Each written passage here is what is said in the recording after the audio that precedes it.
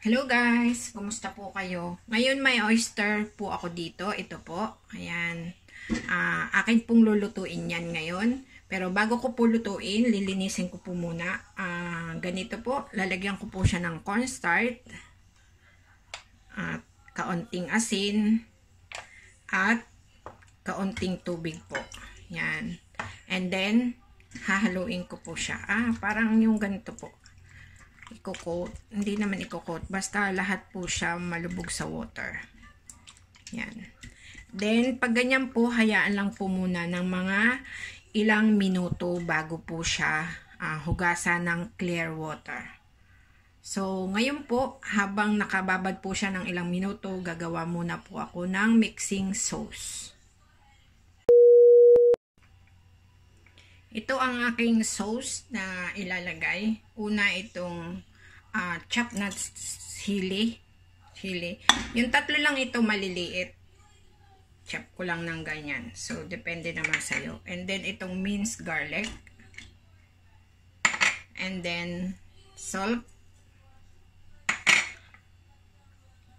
Chicken powder.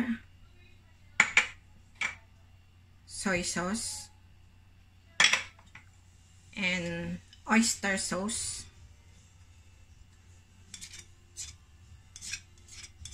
Yan.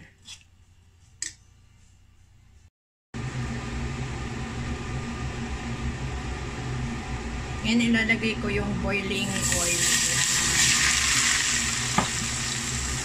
Tapos haluin lang yan. Yan. Halo lang. Okay na.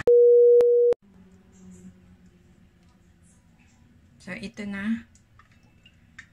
Lagay ako ng mantika. Lagay itong chopped na red onion.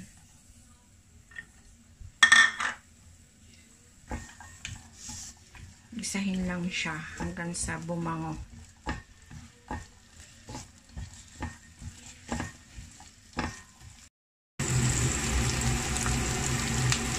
Yan, mabango na siya.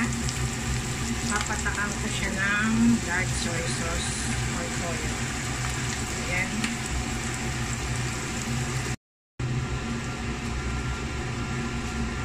Tapos ilalagay ko itong cabbage or wawa choy. Ayan.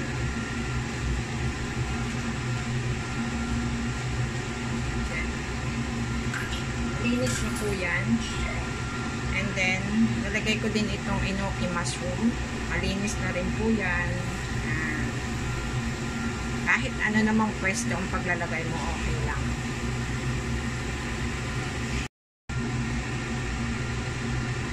Then, ilalagay ko itong vermicelli.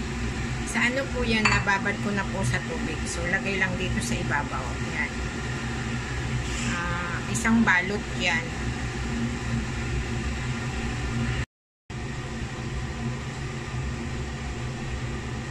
Pagkalagay ng sotanghon, ito na ilalagay ko yung oyster sauce na nilinis. Malinis na po yan. Yan.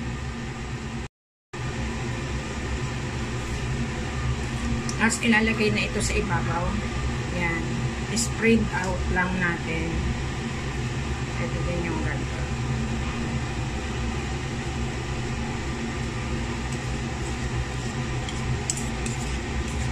Yan. Dapat malagay lahat. Nigyan ko lang siya ng konting soy sauce dito sa gilid. Yan. Ngayon, lalagyan ko siya ng chicken broth. Yan. Or water, pwede din naman. Depende sa inyo. Sa akin, chicken broth ang inilagay ko para mas malasa. And then, tatakpan. Lulutuin niya ng 8 to 10 minutes. So, ngayon buksan ko na. Tapos na yung 10 minutes. At ilalagay ko naman itong spring onion leaves. At parsley. Ang parsley optional. So, ayan po, ready to serve na yan. luto na ang aking oyster. So, yun lang guys. Maraming salamat sa panonood. Bye. See you on my next video.